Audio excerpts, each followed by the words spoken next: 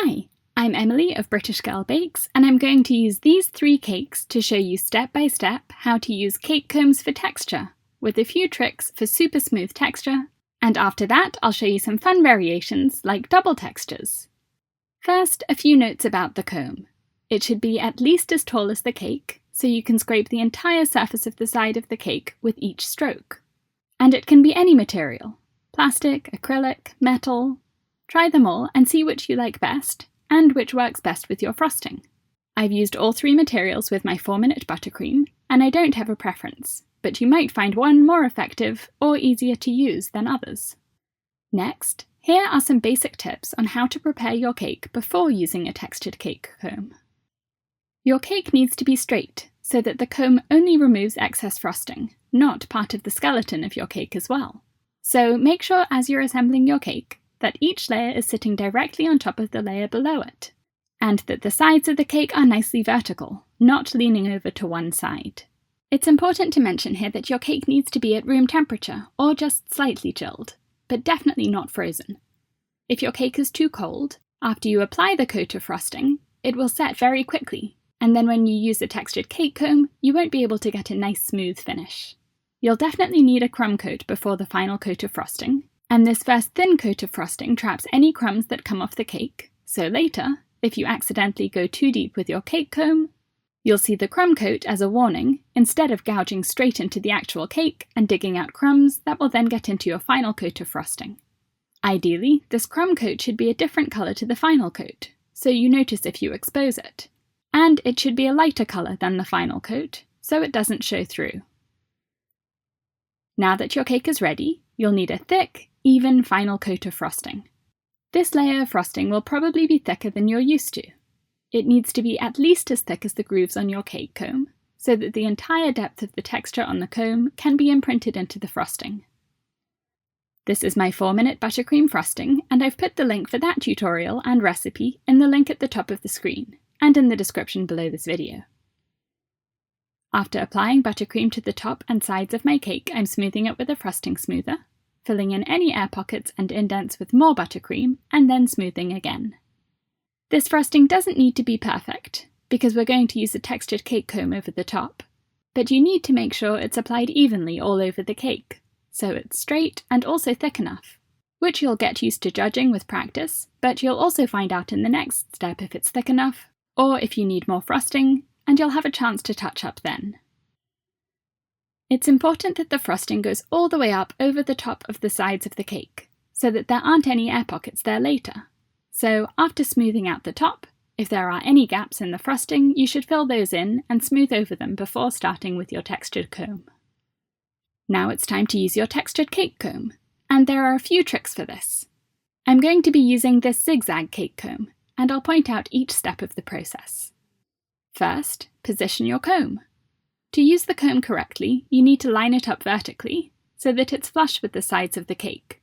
But it might work better if you slant the side of the comb towards you at a 45-degree angle against the side of the cake, instead of pressing it straight into the sides of the cake.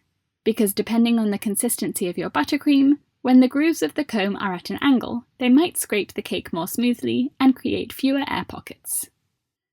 If you're enjoying this tutorial, please click the thumbs up button and subscribe to my channel for a new cake decorating tutorial every week. The process of imprinting the texture is simple and very repetitive, but it's essential that you do repeat it again and again until your texture is neat and smooth. Scrape until you get a lot of build-up of frosting on the comb. Wipe that frosting off from the comb, and then repeat. Your texture will probably be messy at the beginning, but as you go around the cake again and again, it will get smoother, and the texture will become more defined. After several goes, touch up any big indents or air pockets in the frosting by filling them in with more buttercream, and then repeat the process with the cake comb. Again, don't worry if your texture looks messy at the beginning. Here's a reminder of what this cake looked like after the very first scrape with the cake comb, and here's how the texture looks about 10 minutes later. Just be patient, going around again and touching up any gaps in the texture with more frosting until the texture is nice and smooth.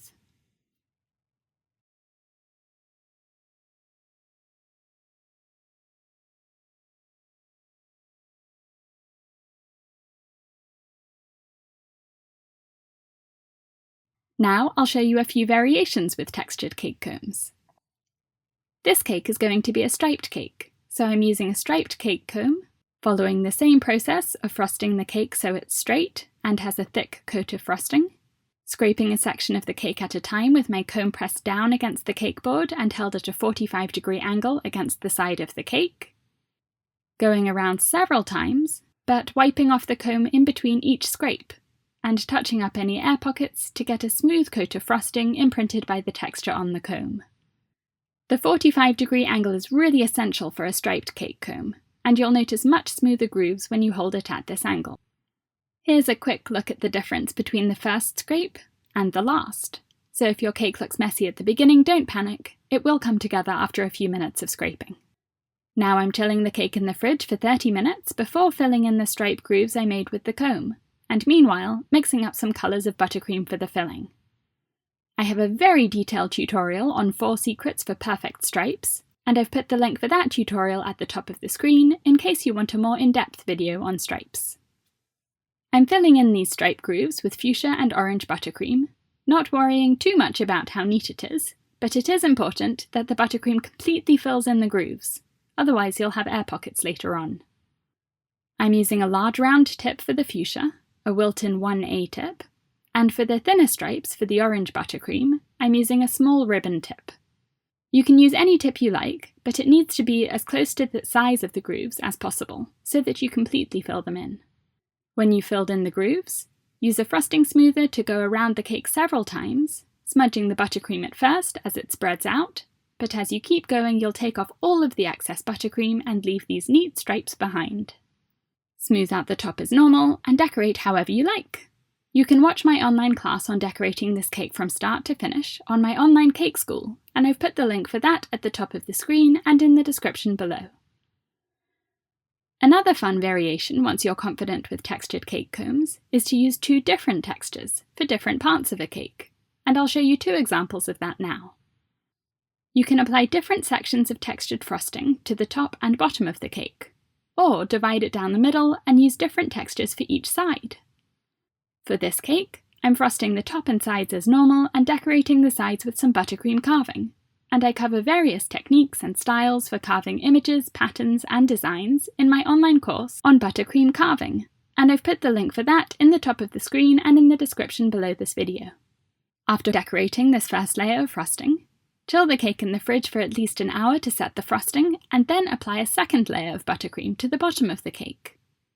You can spread it on with your offset spatula, or wrap parchment paper around the top section of the cake to create a neat division between the 2 sections before spreading it on. Or you could even create a patterned edge, like zigzags or waves, by cutting the parchment paper into that design. Smooth the second layer of frosting to expose any air pockets where the frosting isn't thick enough, and fill those in by spreading on some more buttercream, and then you can use the textured frosting comb to imprint texture into it. To divide the frosting vertically requires a few more steps, but I use a very straightforward technique, and I share all of the details in my online class on textured half and half cakes. And you can find out more by clicking the link in the top of the screen or in the description below. Thank you for watching. Please click the thumbs up button and subscribe to my channel for a new cake decorating tutorial every week.